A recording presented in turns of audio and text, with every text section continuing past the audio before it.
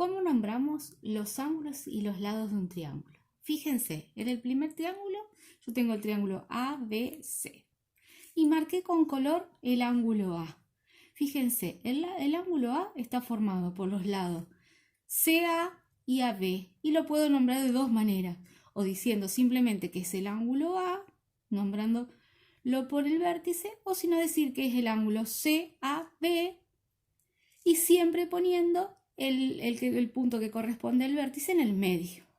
Y fíjense, el ángulo A está formado por dos lados que yo los marqué en celeste. El tercer lado del triángulo, el que está marcado con el mismo color del ángulo, es el lado opuesto a ese ángulo que estoy considerando. Fíjense, acá tengo el mismo gráfico, pero lo que marqué fue el ángulo B.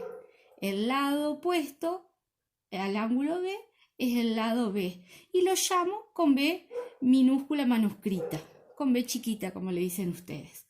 Entonces fíjense, el ángulo B está formado por estos dos lados. El otro lado es el lado opuesto al ángulo B. Acá tengo lo mismo, pero para el ángulo C. Entonces el lado C es el lado opuesto al ángulo C. ¿Qué pasa si consideramos un triángulo rectángulo ahora?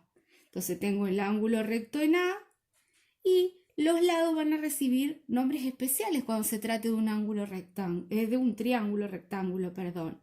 Entonces, el lado opuesto al ángulo recto se va a llamar igual con la misma letra que se llame, pero en minúscula manuscrita, que se llame el ángulo, pero ahora va a ser la hipotenusa. Y los otros dos lados van a ser los catetos.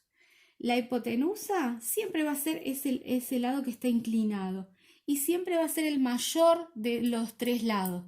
¿Cómo voy a saber yo qué es el mayor?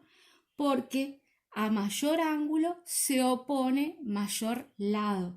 Y yo sé que este ángulo es de 90 y sé que entre los tres tienen que sumar 180 grados. Y aparte estos dos ángulos son agudos, entonces son menores de 90. Entonces, como son menores que 90, este es el mayor ángulo, este es el mayor lado. Bien. Entonces, si nosotros en ese mismo triángulo rectángulo vamos a tener la hipotenusa, como siempre va a ser el lado opuesto al ángulo recto, eso no va a cambiar en nada. Pero si en ese triángulo considero uno de los ángulos en particular, los catetos referidos a ese ángulo van a recibir un nombre especial. Fíjense, acá tengo el ángulo B, el cateto que estaba enfrente, ¿cómo se llamaba? Cateto opuesto. Es lógico, el lado opuesto lo llamo cateto opuesto.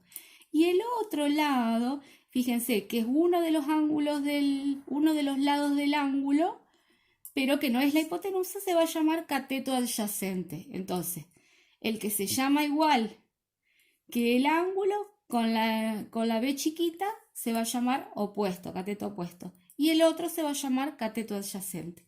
Ahora bien, ¿en qué cambia en este gráfico? Que el ángulo que considero es el otro ángulo agudo. Entonces, el lado opuesto se va a llamar cateto opuesto. Y el otro cateto se va a llamar cateto adyacente.